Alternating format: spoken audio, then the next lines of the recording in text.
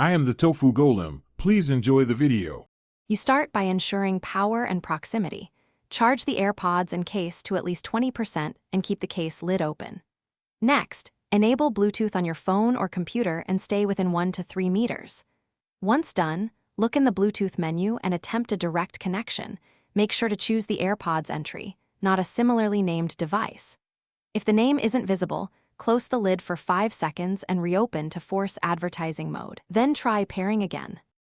If basic pairing fails, reset and diagnose step by step.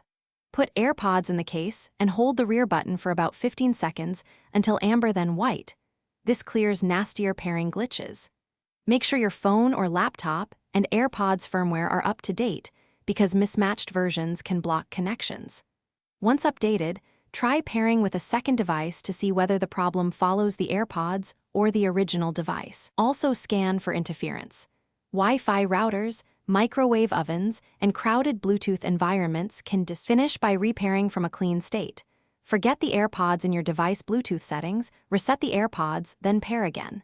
Test left and right earpieces individually to confirm hardware function. If problems persist, reset your device's network settings. This removes stubborn Bluetooth caches, then retry pairing.